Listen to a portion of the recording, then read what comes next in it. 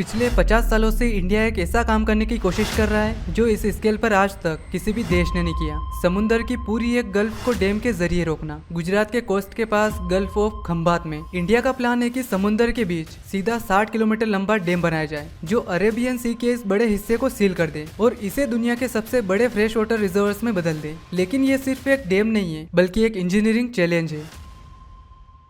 इस प्रोजेक्ट का नाम कल्पसर है। संस्कृत में कल्पसर का मतलब होता है एक ऐसी झील जो हर इच्छा को पूरी करती है। वैसे इस प्रोजेक्ट को सबसे पहली बार 1975 में प्रपोज किया गया था, लेकिन 50 सालों तक ये सिर्फ कागजों तक ही सीमित रहा, क्योंकि ना सिर्फ ये बहुत महंगा था बल्कि टेक्निकली भी बहुत ज्यादा मुश्किल था। लेकिन फिर जब प्रधानमंत्री मोदी नेदरलैंड्स के दौरे पर गए तो उस दौरान उन्होंने नेदरलैंड्स के साथ इस एग्रीमेंट पर साइन किया, जिसके बाद अब इसे ऑफिशियली मंजूरी मिल गई। लेकिन सवाल आखिर ये है कि नेदरलैंड्स ही क्यों? ऐसा इसलिए क्योंकि नेदरलैंड्स दुनिया के उन देशों में से एक है जिन्होंने पहले भी इस तरह के प्लान पर काम किया है। बात दरअसल ऐसी है कि इस देश का काफी हिस्सा सी लेवल से नीचे है, इसलिए डच इंजीनियर्स ने सदियों से डाइक्स और सी बैरियर्स बनाकर अपनी जमीन को बचाया। उनका सबसे फेमस प्रोजेक्ट अफ्लोडेइक, जिसमें उन्होंने नॉर्थ सी के इस हिस्से को बंद करके उसे फ्रेश वाटर लेक में बदल दिया था। और कल्पसर का कॉन्सेप्ट भी इसी आइडिया पर बेस्ड है। समुद्र के एक हिस्से को बंद करना, फ्रेश वाटर क्रिएट करना और जमीन को प्रोटेक्ट करना। क्योंकि कल्पसर का स्केल और कंडीशंस बहुत ज्यादा चैलेंजिंग है, क्योंकि यहाँ पर समुद्र की भयंकर लहरें, अर्थक्वेक्स, ऊपर से अरेबियन सी के साइक्लोन का भी रिस्क है। इसीलिए इंडिया ने नेदरलैंड के साथ इस प्रोजेक्ट पर साइन किया। लेकिन एक और सवाल ये भी है कि इंडिया को इस प्रोजेक्ट को बनाने की जरूरत क्यों पड़ रही है? इंडिया इतना बड़ा खतरा क्यों ले रहा है? ऐसा इसलिए क्योंकि इंडिया का ये इलाका, जिसे सौराष्ट्र कहा जाता है, ये लंबे समय से पानी की कमी से जूझ रहा है। नदियाँ लिमिटेड है, मानसून अनप्रिडिक्टेबल है और फ्रेश वाटर का कोई भी बड़ा सोर्स नहीं है जिसपे यहाँ के लोग रिलाई कर सके।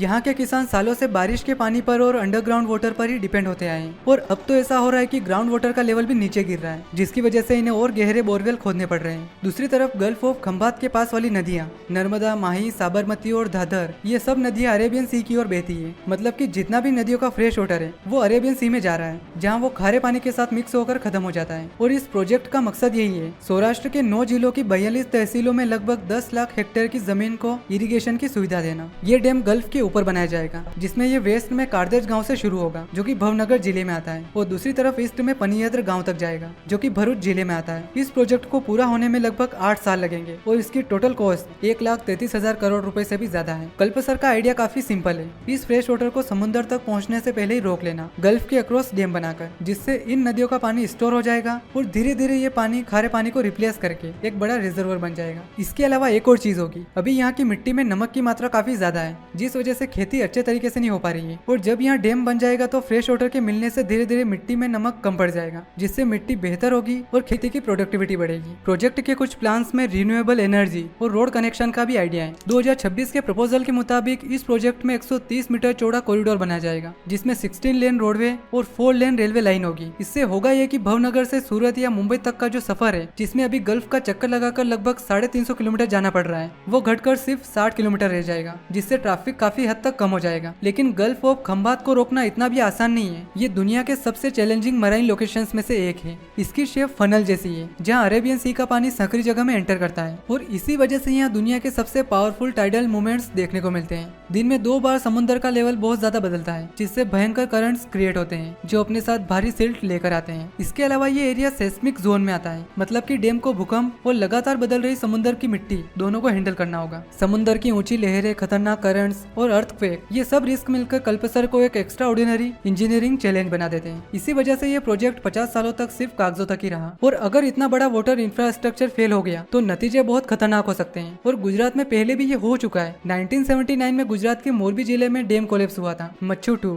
जिसमें बाढ़ के पानी ने कुछ ही देर में पूरे एरिया को तबाह कर दिया। हालांकि कल्पसर और मच्छू दोनों अलग अलग टाइप के स्ट्रक्चर हैं, लेकिन मोरबी डिजास्टर ये दिखाता है कि अगर प्रोजेक्ट में कहीं भी थोड़ी सी भी गलती हुई तो इसकी कितनी भारी कीमत चुकानी पड़ सकती है। इसके अलावा प्रोजेक्ट के सामने इन्वायरमेंटल चैलेंजेस भी है। अगर गल्फ को सील किया गया तो पूरा मरीन इकोसिस्टम चेंज हो सकता है, फिशिंग इंडस्ट्री पर भी इम्पैक्ट पड़ सकता है, सैलिनिटी चेंज हो सकती है और फिश माइग्रेशन इफेक्ट भी हो सकता है। एक और बड़ी प्रॉब्लम पोल्यूशन है, जैसा कि साबरमती और माही जैसी नदियाँ इंडस्ट्रियल पोल्यूशन से अफेक्टेड है और सिर्फ पोल्यूटेड वाटर को स्टोर कर देने से वो क्लीन नहीं हो जाएगा। साथ ही सोल्ट वाटर को बाहर पुश करने से मरीन इकोसिस्टम को नुकसान हो सकता है। इस प्रोजेक्ट का एक स्ट्रेटेजिक एंगल है फ्यूचर में वाटर का एक बड़ा रिसोर्स बनना। लेकिन सबसे बड़ा सवाल ये है कि क्या इंडिया इस प्रोजेक्ट को एक्चुअली कंप्लीट कर पाएगा, क्योंकि समुद्र के बीच इतने बड़े डैम का कंस्ट्रक्शन करना वाकई दुनिया के सबसे मुश्किल इंजीनियरिंग टास्क में से एक होगा। और अगर कल्पसर पूरा होता है तो ये ह्यूमन हिस्ट्री के सबसे बड़े मरीन इंजीनियरिंग प्रोजेक्ट में से एक होगा। एक ऐसा डैम जो समुद्र को रोककर एक massive fresh water reservoir create करेगा और गुजरात की वाटर सिक्योरिटी को हमेशा के लिए बदल देगा। और अगर ये प्रोजेक्ट पूरा नहीं हो पाया तो ये वही बनकर रह जाएगा जो पिछले 50 सालों से था,